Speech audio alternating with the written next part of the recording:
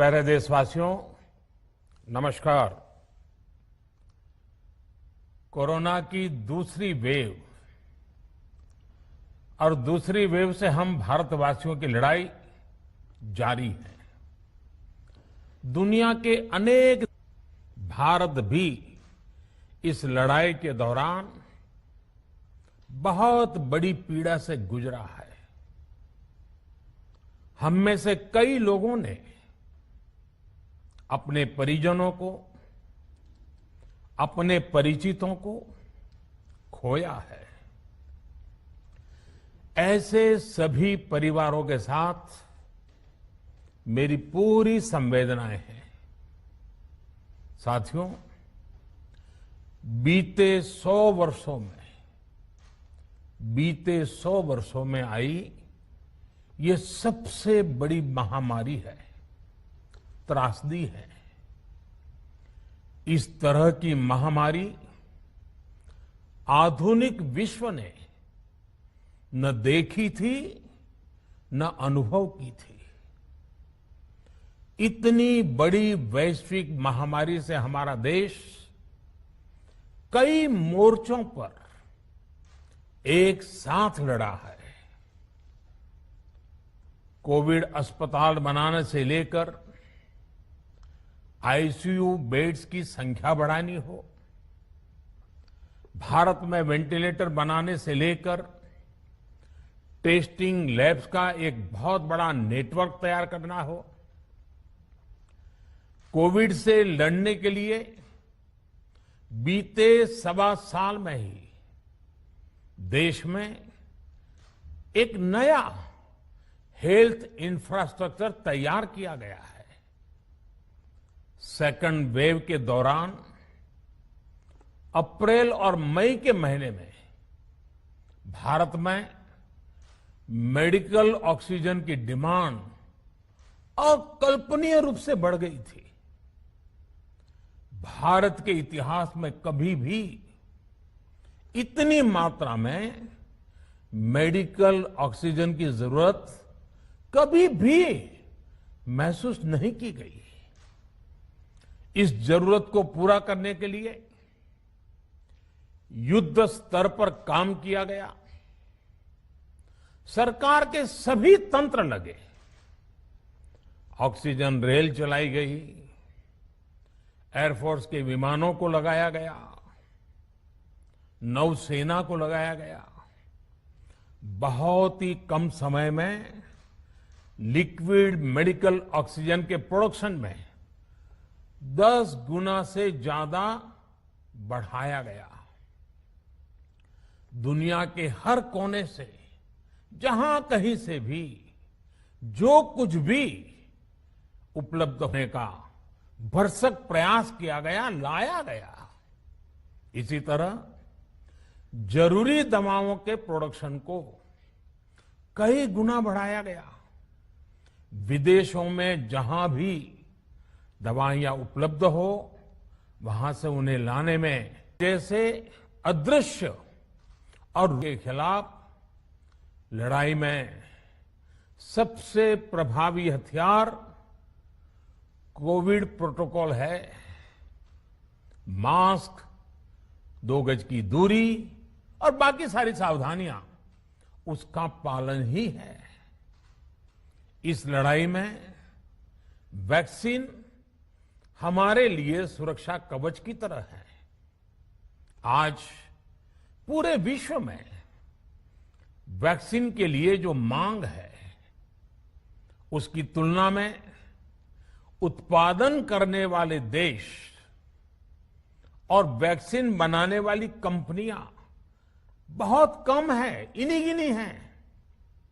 कल्पना करिए कि अभी हमारे पास भारत में बनी वैक्सीन नहीं होती तो आज भारत जैसे विशाल देश में क्या होता। आप पिछले 50-60 साल का इतिहास देखेंगे तो पता चलेगा कि भारत को विदेशों से वैक्सीन प्राप्त करने में दशकों लग जाते थे। विदेशों में वैक्सीन का काम पूरा हो जाता था, तब भी हमारे देश में वैक्सीनेशन का काम शुरू भी नहीं हो पाता था। पोलियो की वैक्सीन हो, स्मॉल पॉक्स, जहां गांव में हम उसको चेचक कहते हैं, चेचक की वैक्सीन हो, हेपेटाइटिस बी की वैक्सीन हो, इनके लिए देशवासियों ने दशकों तक इंतजार किया था। जब 2014 में देशवासियों ने हमें सेवा का अवसर दिया, तो भारत में वैक्सीनेशन का कवरेज सिर्फ 5-6 साल में ही वैक्सीनेशन कवरेज 60% से बढ़कर 90% से भी ज्यादा हो गई। 60 से 90, यानी हमने वैक्सीनेशन की स्पीड भी बढ़ाई और दायरा भी बढ़ाया। हमने बच्चों को कई जानलेवा बीमारियों से बचाने के लिए कई नए टीकों का भी भारत के टीकाकरण अभियान का हिस्सा बना दिया। हमने इसलिए किया क्योंकि हमें हमारे देश के बच्चों की चिंता थी, गरीब की चिंता थी, गरीब के उन बच्चों की चिंता थी जिन्हें कभी टीका लग ही नहीं पाता था। हम 100% टीकाकरण कवरेज की तरफ बढ़ रहे थे कि कोरोना वायरस ने हमें घेर लिया। देश ही नहीं, दुनिया के सामने फिर पुरानी आशंकाएं घिरने लगी कि अब भारत कैसे इतनी बड़ी आबादी को बचा पाएगा।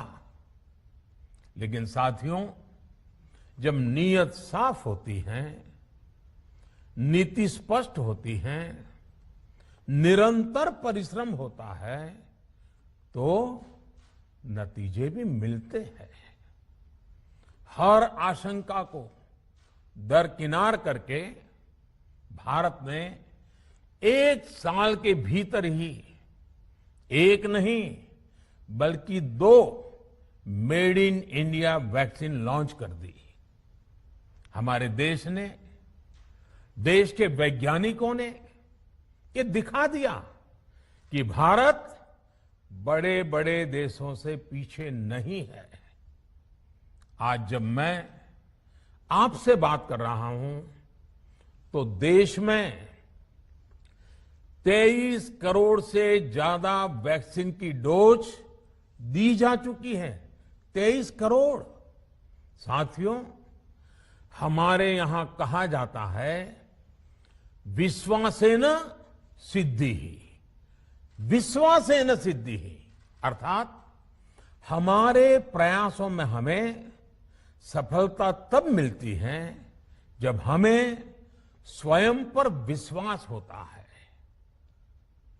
हमें पूरा विश्वास था कि हमारे वैज्ञानिक बहुत ही कम समय में वैक्सीन बनाने में सफलता हासिल कर लेंगे। इसी विश्वास के चलते जब हमारे वैज्ञानिक अपना रिसर्च वर्क कर ही रहे थे, तभी हमने लॉजिस्टिक्स और दूसरी तैयारियां शुरू कर दी थी। आप सब भली भांति जानते हैं कि पिछले साल, यानी 1 साल पहले, पिछले साल अप्रैल में जब कोरोना के कुछ ही हजार केस थे, उसी समय वैक्सीन टास्क फोर्स का गठन कर दिया गया था। भारत में, भारत के लिए वैक्सीन बनाने वाली कंपनियों को सरकार ने हर तरह से सपोर्ट किया। वैक्सीन निर्माताओं को क्लिनिकल ट्रायल में मदद की गई, रिसर्च और डेवलपमेंट के लिए जरूरी फंड दिया गया। हर स्तर पर सरकार उनके साथ कंधे से कंधा मिलाकर चली। आत्मनिर्भर भारत पैकेज के तहत मिशन कोविड सुरक्षा के माध्यम से भी उन्हें हजारों करोड़ रुपए उपलब्ध कराए गए। पिछले काफी समय से देश लगातार जो प्रयास और परिश्रम कर रहा है, उससे आने वाले दिनों में वैक्सीन की सप्लाई और भी ज्यादा बढ़ने वाली है।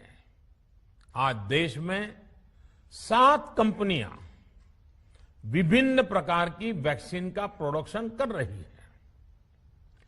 3 और वैक्सीन का ट्रायल भी एडवांस स्टेज पे चल रहा है।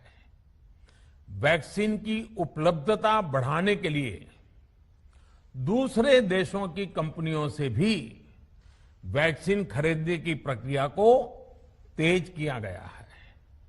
इधर हाल के दिनों में कुछ एक्सपर्ट्स द्वारा हमारे बच्चों को लेकर भी चिंता जताई गई है। इस दिशा में भी 2 वैक्सीन का ट्रायल तेजी से चल रहा है। इसके अलावा अभी देश में एक नेजल वैक्सीन पर भी रिसर्च जारी है। इसे सिरिंज से न देकर नाक में स्प्रे किया जाएगा।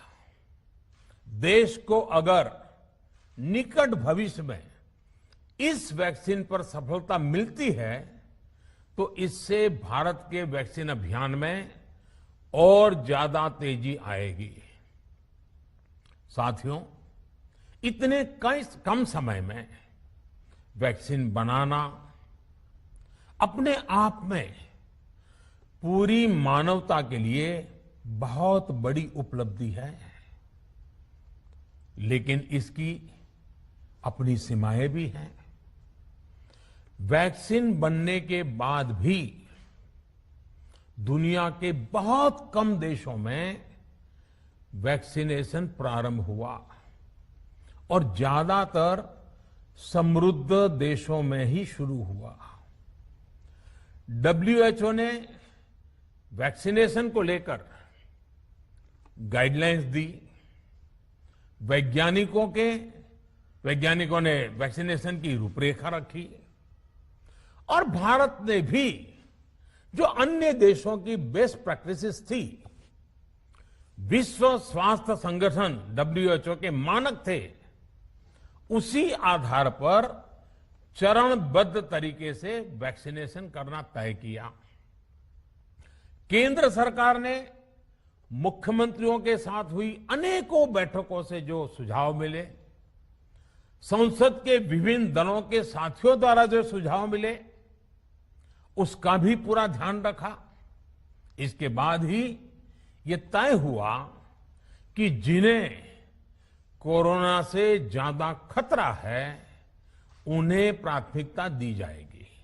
इसलिए ही हेल्थ वर्कर्स, फ्रंटलाइन वर्कर्स, 60 वर्ष की आयु से ज्यादा के नागरिक, बीमारियों से ग्रसित 45 वर्ष से ज्यादा आयु के नागरिक, इन सभी को वैक्सीन पहले लगनी शुरू हुई है। आप कल्पना कर सकते हैं कि अगर कोरोना की दूसरी वेव से पहले हमारे फ्रंटलाइन वर्कर्स को वैक्सीन नहीं लगी होती तो क्या होता? सोचिए, हमारे डॉक्टर्स, नर्सिंग स्टाफ को वैक्सीन ना लगी तो क्या होता? अस्पतालों में सफाई करने वाले हमारे भाई बहनों को, एम्बुलेंस के हमारे ड्राइवर्स भाई बहनों को वैक्सीन ना लगी होती तो क्या होता? ज्यादा से ज्यादा हेल्थ वर्कर्स को वैक्सीनेशन होने की वजह से ही वो निश्चिंत होकर दूसरों की सेवा में लग पाए, लाखों देशवासियों का जीवन बचा पाए। लेकिन देश में कम होते कोरोना के मामलों के बीच केंद्र सरकार के सामने अलग अलग सुझाव भी आने लगे, भिन्न भिन्न मांगे होने लगी, पूछा जाने लगा, सब कुछ भारत सरकार ही क्यों तय कर रही है? राज्य सरकारों को छूट क्यों नहीं दी जा रही है? राज्य सरकारों को लॉकडाउन की छूट क्यों नहीं मिल रही है? One size does not fit all जैसी बातें भी कही गई। दलील ये दी गई कि संविधान में चूंकि हेल्थ, आरोग्य प्रमुख रूप से राज्य का विषय है, इसलिए अच्छा है कि सब राज्य ही करें। इसलिए इस दिशा में एक शुरुआत की गई। भारत सरकार ने एक बृहद गाइडलाइन बनाकर राज्यों को दी ताकि राज्य अपनी आवश्यकता और सुविधा के अनुसार काम कर सके। स्थानीय स्तर पर कोरोना कर्फ्यू लगाना हो, माइक्रो कंटेनमेंट जोन बनाना हो, इलाज से जुड़ी व्यवस्थाएं हो, भारत सरकार ने राज्यों की इन मांगों को स्वीकार किया। साथियों, इस साल 16 जनवरी से शुरू होकर अप्रैल महीने के अंत तक भारत का वैक्सीनेशन कार्यक्रम मुख्यतः केंद्र सरकार की देखरेख में ही चला। सभी को मुफ्त वैक्सीन लगाने के मार्ग पर देश आगे बढ़ रहा था। देश के नागरिक भी अनुशासन का पालन करते हुए अपनी बारी आने पर वैक्सीन लगवा रहे थे। इस बीच कई राज्य सरकारों ने फिर कहा कि वैक्सीन का काम डिसेंट्रलाइज किया जाए और राज्यों पर छोड़ दिया जाए। तरह तरह के स्वर उठे, जैसे कि वैक्सीनेशन के लिए एज ग्रुप क्यों बनाए गए। दूसरी तरफ किसी ने कहा कि उम्र की सीमा आखिर केंद्र सरकार ही क्यों तय करे। कुछ आवाजें तो ऐसी भी उठी कि बुजुर्गों का वैक्सीनेशन पहले क्यों हो रहा है। भांति भांति के दबाव भी बनाए गए। देश के मीडिया के एक वर्ग ने इसे कैंपेन के रूप में भी चलाया। साथियों, काफी चिंतन मनन के बाद इस बात पर सहमति बनी कि राज्य सरकारें अपनी तरफ से भी प्रयास करना चाहती हैं, तो भारत सरकार को क्यों इतराज हो और भारत सरकार इतराज क्यों करे। राज्यों की इस मांग को देखते हुए, उनके आग्रह को ध्यान में रखते हुए 16 जनवरी से जो व्यवस्था चली आ रही थी, उसमें प्रयोग के तौर पर एक बदलाव किया गया। हमने सोचा कि राज्य ये मांग कर रहे हैं, उनका उत्साह है, तो चलो भाई 25% का काम उन्हीं को सुपुर्द कर दिया जाए, उन्हीं को दे दिया जाए। स्वाभाविक है 1 मई से राज्यों को 25% काम उनके हवाले कर दिया गया। उसे पूरा करने के लिए उन्होंने अपने अपने तरीके से प्रयास भी किए। इतने बड़े काम में किस तरह की कठिनाइयां आती हैं, ये भी उनके ध्यान में आने लगा। उनको पता चला पूरी दुनिया में वैक्सीन की क्या स्थिति है, इसकी सच्चाई से भी राज्य परिचित हुए। और हमने देखा, एक तरफ मई में सेकेंड वेव, दूसरी तरफ वैक्सीन के लिए लोगों का बढ़ता रुझान, और तीसरी तरफ राज्य सरकारों की कठिनाइयां। मई में 2 सप्ताह बीतते बीतते कुछ राज्य खुले मन से ये कहने लगे कि पहले वाली व्यवस्था ही अच्छी थी। धीरे धीरे इसमें कई राज्य सरकारें जुड़ती चली गई। वैक्सीन का काम राज्यों पर छोड़ा जाए, जो इसकी वकालत कर रहे थे, उनके विचार भी बदलने लगे। एक अच्छी बात रही कि समय रहते राज्य पुनर्विचार की मांग के साथ फिर आगे आए। राज्यों की इस मांग पर हमने भी सोचा कि देशवासियों को तकलीफ ना हो, सुचारू रूप से उनका वैक्सीनेशन हो। इसके लिए 1 मई के पहले वाली, यानी 1 मई के पहले 16 जनवरी से अप्रैल अंत तक जो व्यवस्था थी, पहले वाली पुरानी व्यवस्था को फिर से लागू किया जाए। साथियों, आज ये निर्णय लिया गया है कि राज्यों के पास वैक्सीनेशन से जुड़ा जो 25% काम था, उसकी जिम्मेदारी भी भारत सरकार उठाएगी। ये व्यवस्था आने वाले 2 सप्ताह में लागू की जाएगी। इन 2 सप्ताह में केंद्र और राज्य सरकारें मिलकर नई गाइडलाइंस के अनुसार आवश्यक तैयारी कर लेंगी। संयोग है कि 2 सप्ताह बाद 21 जून को ही अंतर्राष्ट्रीय योग दिवस भी है। 21 जून सोमवार से देश के हर राज्य में 18 वर्ष से ऊपर की उम्र के सभी नागरिकों के लिए भारत सरकार राज्यों को मुफ्त वैक्सीन मुहैया कराएगी। वैक्सीन निर्माताओं से कुल वैक्सीन उत्पादन का 75% हिस्सा भारत सरकार खुद ही खरीदकर राज्य सरकारों को मुफ्त देगी। यानी देश की किसी भी राज्य सरकार को वैक्सीन पर कुछ भी खर्च नहीं करना होगा। अब तक देश के करोड़ों लोगों को मुफ्त वैक्सीन मिली है।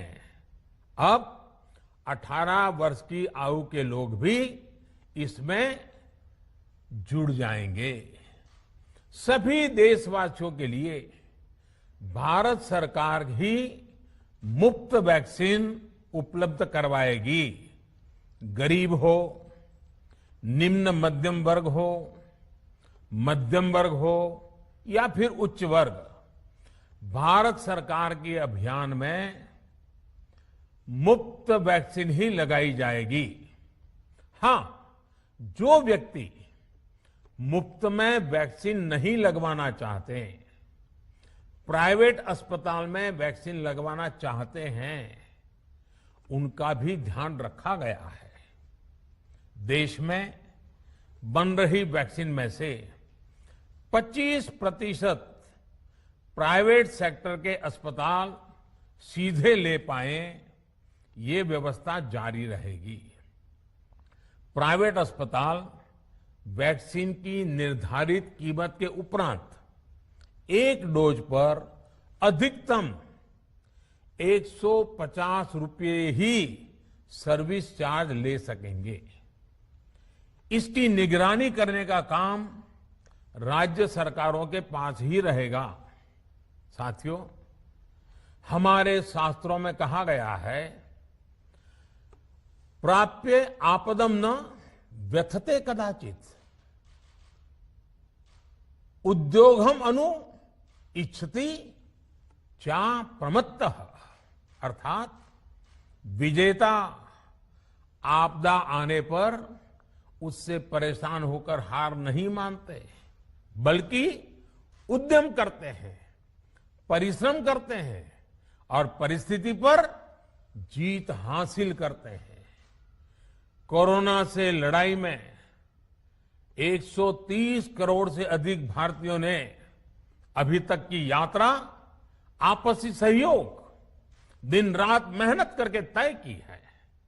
आगे भी हमारा रास्ता हमारे श्रम और सहयोग से ही मजबूत होगा। हम वैक्सीन प्राप्त करने की गति भी बढ़ाएंगे और वैक्सीनेशन अभियान को भी और गति देंगे। हमें याद रखना है कि भारत में वैक्सीनेशन की रफ्तार आज भी दुनिया में बहुत तेज है, अनेक विकसित देशों से भी तेज है। हमने जो टेक्नोलॉजी प्लेटफॉर्म बनाया है, कोविन, उसकी भी पूरी दुनिया में चर्चा हो रही है। अनेक देशों ने भारत के इस प्लेटफॉर्म को इसमें इस्तेमाल करने में रुचि भी दिखाई है। हम सब देख रहे हैं कि वैक्सीन की एक एक डोज कितनी महत्वपूर्ण है। हर डोज से एक जिंदगी जुड़ी हुई है। केंद्र सरकार ने ये व्यवस्था भी बनाई है कि हर राज्य को कुछ सप्ताह पहले ही बता दिया जाएगा कि उसे कब कितनी डोज मिलने वाली है। मानवता के इस पवित्र कार्य में वाद विवाद और राजनीतिक छींटाकशी से ऐसी बातों को कोई भी अच्छा नहीं मानता है। वैक्सीन की उपलब्धता के अनुसार पूरे अनुशासन के साथ वैक्सीन लगती रहे, देश के हर नागरिक तक हम पहुंच सके, ये हर सरकार, हर जनप्रतिनिधि, हर प्रशासन की सामूहिक जिम्मेदारी है। प्रिय देशवासियों, टीकाकरण के अलावा आज एक और बड़े फैसले में, उस फैसले से मैं आपको अवगत कराना चाहता हूं। पिछले वर्ष जब कोरोना के कारण लॉकडाउन लगाना पड़ा था, तो प्रधानमंत्री गरीब कल्याण अन्न योजना के तहत 8 महीने तक 80 करोड़ से अधिक देशवासियों को मुफ्त राशन की व्यवस्था हमारे देश ने की थी। इस वर्ष भी दूसरी वेव के कारण मई और जून के लिए भी इस योजना का विस्तार किया गया था। आज सरकार ने फैसला लिया है कि प्रधानमंत्री गरीब कल्याण अन्न योजना को अब दीपावली तक आगे बढ़ाया जाएगा। महामारी के इस समय में सरकार गरीब की हर जरूरत के साथ उसका साथी बनकर खड़ी है।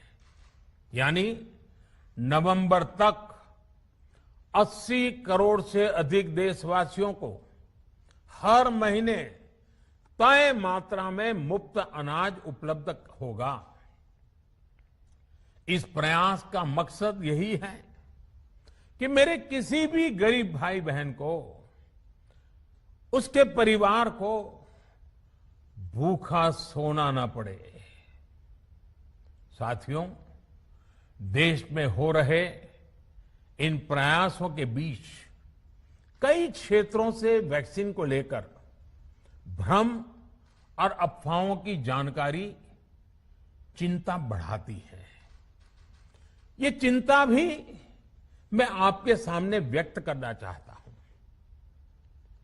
जब से भारत में वैक्सीन पर काम शुरू हुआ, तभी से कुछ लोगों द्वारा ऐसी बातें कही गई जिससे आम लोगों के मन में शंका पैदा हो।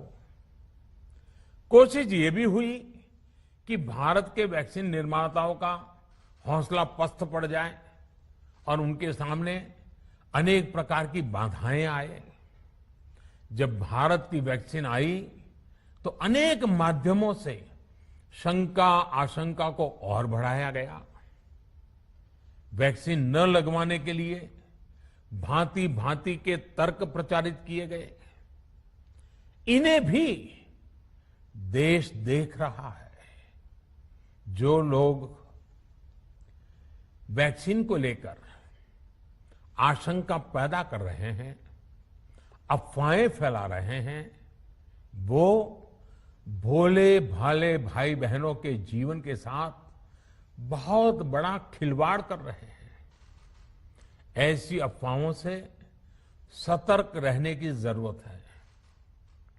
मैं भी आप सबसे, समाज के प्रबुद्ध लोगों से, युवाओं से अनुरोध करता हूं कि आप भी वैक्सीन को लेकर जागरूकता बढ़ाने में सहयोग करें। अभी कई जगहों पर कोरोना कर्फ्यू में ढील दी जा रही है, लेकिन इसका मतलब ये नहीं कि हमारे बीच से कोरोना चला गया है। हमें सावधान भी रहना है और कोरोना से बचाव के नियमों का भी सख्ती से पालन करते रहना है। मुझे पूरा विश्वास है हम सब कोरोना से इस जंग में जीतेंगे। भारत कोरोना से जीतेगा। इन्हीं शुभकामनाओं के साथ आप सभी देशवासियों का बहुत बहुत धन्यवाद।